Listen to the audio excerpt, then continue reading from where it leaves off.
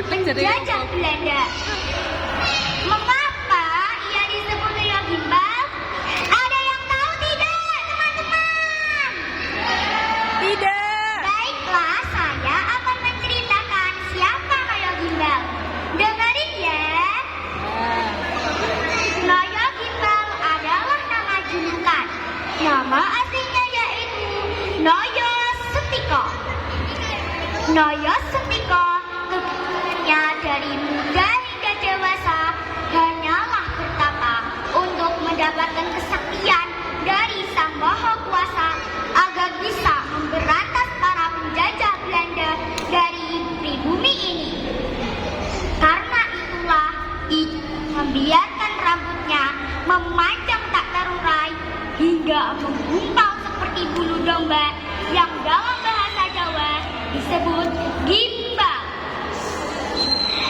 Karena itulah Noyo Sentiko lebih dikenal dengan sebutan nama Noyo Gimbal.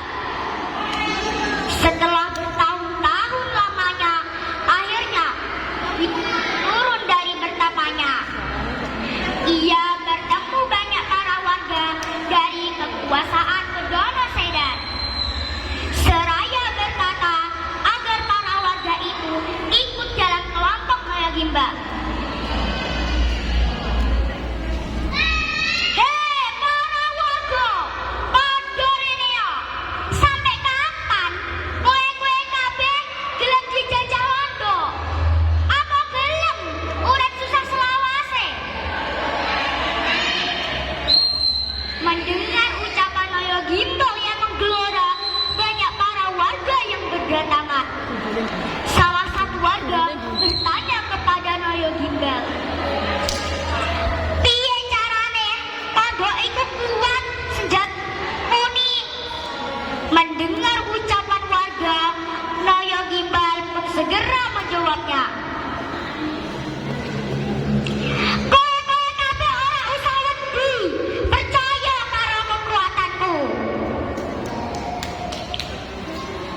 Mendengar ucapan Noyo Gimbal, banyak para warga yang ikut dalam kelompok Noyo Gimbal. Pada saat itu, Kedono Sedan bersekutu dengan penjajah Belanda. Maka, menurut Noyo Gimbal, Kedono Sedan juga harus disingkirkan dari pribumi ini. Karena itulah, antara Kedono Sedan dan Noyo Gimbal tak bisa dihindari lagi. Noyo Gimbal pun berhasil memenangkan peperangan dan ingin merebut daerah kekuasaan.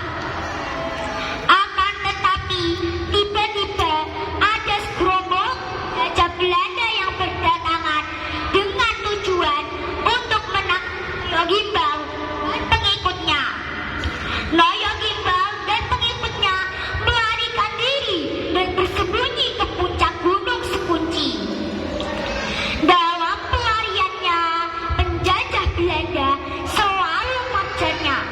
Sampai akhirnya Noyo Gimbal dan pengikutnya melanjutkan pelariannya agar tidak bisa tertangkap oleh Belanda. Tetapi ketika hendak melangkah, tiba-tiba ada seekor babi hutan yang menghadang. Pengikutnya menjadi ketakutan. Noyo Gimbal yang menganggap babi hutan sebagai penghalang, lalu berkata kepada pengikutnya, "Iku watu dudu celeng," yang dalam bahasa Jawa, yang artinya itu batu, bukan babi hutan. Anehnya, setelah kata-kata itu terlontar dari mulut Noyo Gimbal, seketika babi hutan itu berubah menjadi batu. Sehingga penduduk setempat meyakini bahwa batu yang disebut watu celeng dahulunya benar-benar seekor celeng.